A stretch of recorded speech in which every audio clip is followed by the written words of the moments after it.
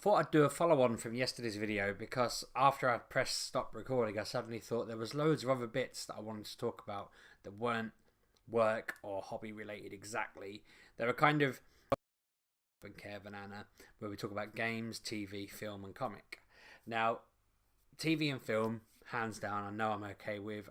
Well, TV I'm okay with. I watch too much TV, but movies, games, comics always feel like a major imposter. Mainly because I'm terrible with actors and actresses' names. I'm terrible with remembering what other stuff they're in. I'm terrible remembering just key points about stuff. I'll be sat there asking questions about films thinking I understood the overall plot and what happened, but I'll never notice those little bits and pieces. And I'm not too worried about film because everyone's pretty much the same with that. You're either hardcore into it or you're not. It's film, it's quite mature, everyone gets it now. It's quite an old-fashioned scene. But gaming and comics are two of those things where there's kind of loads and loads of walls. Like, if you compared me to Mrs. Sheepdog, I'm a gamer. If you compared me to Anna, I'm a filthy casual gamer. You know, if you compared Anna to, I'm trying to think of an example, some of the people that we would do, events with or whatever, or we talk to other stuff, and she'd be the casual. They'd be the I don't know, PC overlord or whatever. But even I remember meeting Angry John, and he was just this PC guy who spent a fortune on all his PC graphics and so on and so forth, and he still does. But even he would have been considered a casual investor in PC gaming because he only spent a couple of grand or whatever, and he doesn't live it and breathe it, and he has time to run his own business and all that. I mean, he doesn't game as much now, but it's insane the kind of lengths to it, because in my circle of friends, I would say there's very few of, like, my main friends from back home, there's very few of them that game as much as I do, and I don't consider myself to game that much, but I do game often enough to do a podcast about it. But even then, I feel like if I was to claim I was the gamer in that group, just by going to gaming events and, you know, having a gaming podcast and being known as a gamer, and most of my t-shirts are gaming t-shirts and most of the stuff I buy are gaming related, I still wouldn't consider myself the biggest gamer in my group of mates from Essex. I think there's a couple other gamers in that group who I would consider more gamery, or at least they were growing up. And that is a really weird impostery thing to have, because it's like, why am I worried about it? I'm not worried about it, but why do I feel like I'm not as hardcore or whatever? I play Pokemon Go every day religiously. I play it constantly, all the time. It's always on my phone. Yet I'm probably not even in the top 10 most hardcore players of it in the little town I live in. I can think of at least 10 people who play it more than me, who are a higher level than me. I don't think many of them have caught them all like I have, other than the one they've just released. But if I go into like Peterborough, or go on, there's a Peterborough Discord group, and the Discord group has hundreds of people. I mean, I don't think it'll tell me if I just load the app up, but if it does while I'm doing this, it just gives an example. But I peep on it every now and again just to see what's happening.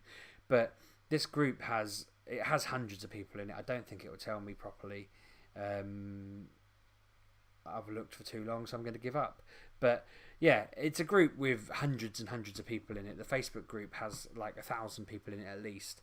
And again, I just assume by default that most of those are more hardcore than me, and I know that the vast majority are. I'm nowhere near that top sort of group. I always end up being high in the middle group, or somewhere in the middle group. I don't take things, it's like I never take things so far that I'm the hardcore nutter about it, but I take them far enough that it's consuming a lot of my time. I don't really understand how people go that extra bit. Do they just give up sleeping? Do they give up eating, or what? I just don't get it. The one that I wanted to talk about more than anything was comics as well, though. Comics is the one where I still feel like an imposter, and that's an odd one. But I feel like I get it a lot more. I've got a friend in my same group of 8 guys that I've known since school, or primary school in some cases with them. There's a guy in that group who's our comic book kind of expert. He's our go-to. He's a big Marvel fan. He's mainly Marvel. He's read them all. He's got hundreds and hundreds of comics in his bedroom, and it's wall-to-wall comics in there. Like, you know, it's all he ever spent his money on growing up or whatever. But when we talk, his knowledge is very and most of us have kind of built up knowledge over time, and I'm obviously now, compared to let's say 4 years ago, 3 years ago, I'm very, very much into it all. And we talk about different ones I've found or I'm reading or whatever, and he's read some of them, he's not read others, or he's heard of them, but he's never got into them. And we do our weekly comic book section on the podcast, and like Pab's always got one or two that he'll read. He tries to read a comic a week. And when he says that and he comes out and he starts talking about it, I'm sat there thinking, he's read one in a week. Like, I've read about 30. Because that's all I do. I get, Mrs. Sheepdog goes to bed and I'm reading comics kind of on the side, or, as I'm getting ready for bed or as I'm in bed. And sometimes I end up accidentally staying up till like 1:30 because I've got in a particularly good thread. But my problem is, again, because I'm an idiot who feels like an imposter, I worry when we're talking about stuff. So when we're talking about games on the podcast, I worry that if I repeat it, the fact I've played the same game again and again and again for like more than 3 weeks, people will go nuts.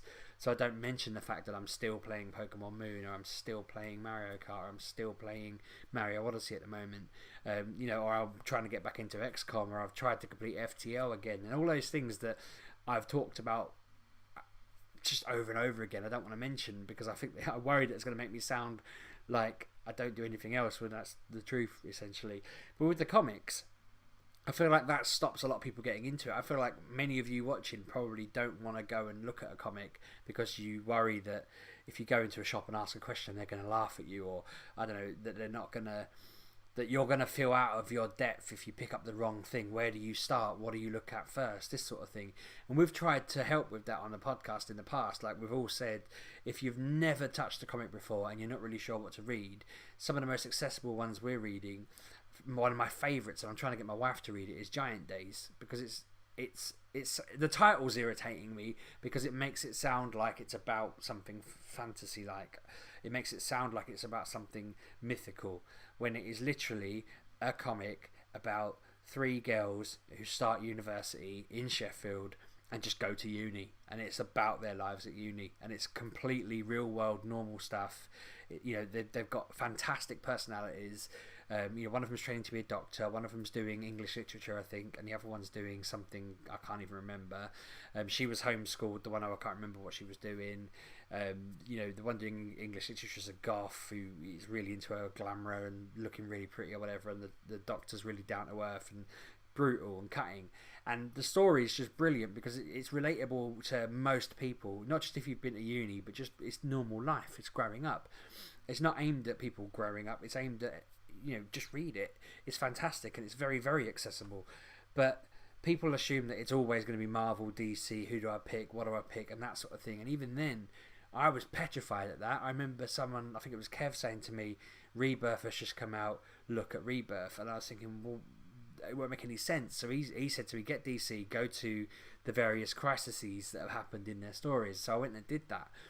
And it turns out most of the stuff that happened I already knew about over, like, just you pick it up. If you're slightly geeky, you kind of pick up a lot of general knowledge about stuff. And, I really enjoyed reading through and seeing the real facts of it, and the times that Superman died, or the Flash died, or, Green Lantern died, and why they came back and how they came back. And it wasn't just we decided to write them back in. It's all kind of universe building, and there's all this stuff that's gone on.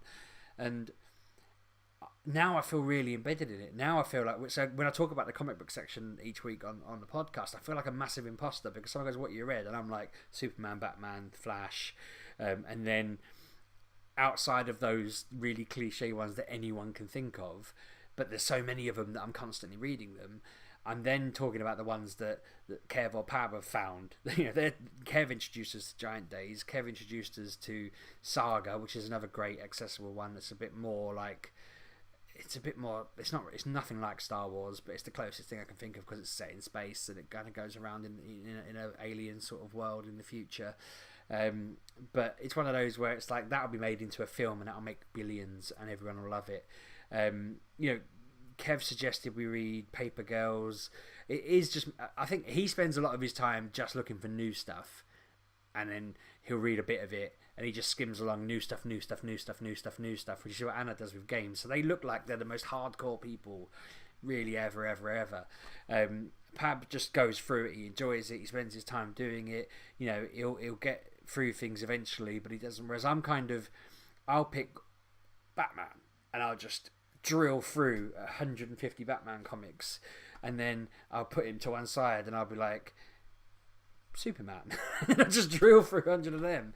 And every now and again I come back, like I just discovered that Buffy season 12 has been being released for the past 3 months. So I just sat there the other night and read through 3 of them in a night. And that'd have been 3 weeks of Pab's reading. But I feel like this imposter who's not into it. But then I'll go and I'll realise that, I don't know, in a Batman comic it'll reference something that happened to Green Arrow. So I'll go and find Green Arrow and I'll read through a load of them to catch up and get the understanding of it. And that's kind of what I've been doing. But then I sit and talk about them and I'm like, oh, I only read Batman this week. And it's so hard to kind of maintain that, talking about it each week without, I feel like a proper phony, because I'll be like, oh, I've literally read one character's arc and you can summarize the story in like 5 seconds or whatever. But I think it's to, especially with comics, it's to their detriment that it feels such like a barrier to entry. Lots of TV shows are a bit like that. People don't watch certain things because they feel like it's been running too long. But I feel like, I don't know what I'm trying to say. There needs to be like a considered effort to onboard people. Like the Marvel films onboard a lot of people into that universe, so their comics should sell as a result. I still think they're hard to get into anyway. Marvel's the toughest one for me. It's just been, their writing's not as easy to access. It's, I don't know, there's just something about Marvel that bothers me. There's too many bends off. But you know, I implore people to go and have a look. If you're interested in heroes, have a look at DC, Superman and Batman. They're easily accessible because you already know the backstories. You know, Giant Days is so good. Look at Giant Days. If you're not sure at all, if you think, I was trying to explain to my wife that if she thinks she's not that geeky, she is geeky. She's massively geeky. She watches all the geeky stuff I watch. But if she's thinking I don't really want to read a geeky comic, I'm saying to her, read the one about the girls who went to uni. That's as relatable as anything to her. She went to uni.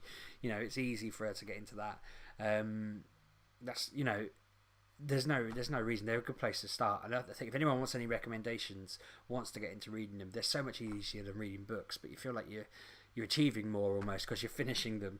I sit and read through 10 of them and I'm thinking if I'd have read a real book, it'd have probably only been a quarter of the book. I don't know, but a quarter of a book in a night is probably still pretty decent.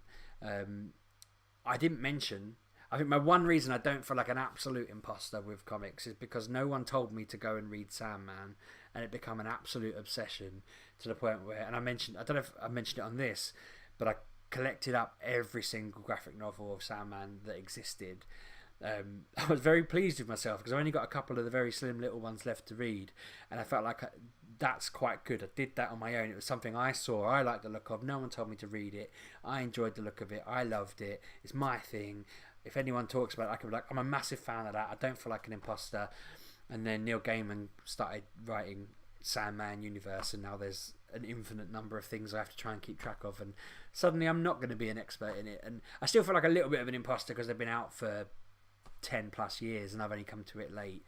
But I'm kind of like that with like The Walking Dead, which I read all the comics of to a point, and then watched the TV show, and it's like I felt again a little bit of an imposter because I didn't spend 10 years reading them. Game of Thrones, I didn't spend 10 years reading that. I kind of read it just as the show came out. I felt like in those instances I've become a bandwagon jumper who's tried to then burrow into it. But something like Sandman I got into on my own. I did. It's such a minefield though. I don't know what it is. I don't know whether that's normal. It must be normal to feel that way about things, but I don't know how people go that extra level and become these mad hardcores, because I don't think I'm like that. I think I would get bored too easily. I'd run out of steam, and that'd be that. So that is the end of my whole imposter syndrome ramblings. I just thought in that instance, it's something that, again, it must be quite common. There must be people out there who are just unsure or don't know where to start or have avoided stuff because they feel like an imposter. Let me know your thoughts. I'd be interested to hear them. Let me know things I should check out. Let me be an imposter on something you feel you enjoy, because I think I've got to the end of most of the runs I'm currently on. I could do with some more comic book series, but I'm also wary of the fact that it's an expensive hobby, and Mrs. Sheepdog probably doesn't realise how much I've spent on it over the past 3-4 years. Same with games, really. But anyway, I'm going to wrap it up. Thanks for watching. Subscribe, like, comment. Let me know your thoughts. Give me your suggestions. Any questions or topics you want me to talk about, let me know. These both came off the idea of somebody suggesting I talk about me moving from Essex. That just sent me off on a mad spiral of lists of ideas. So, yeah, give me your ideas because they are very welcome and they inspire more rambling. Cheers.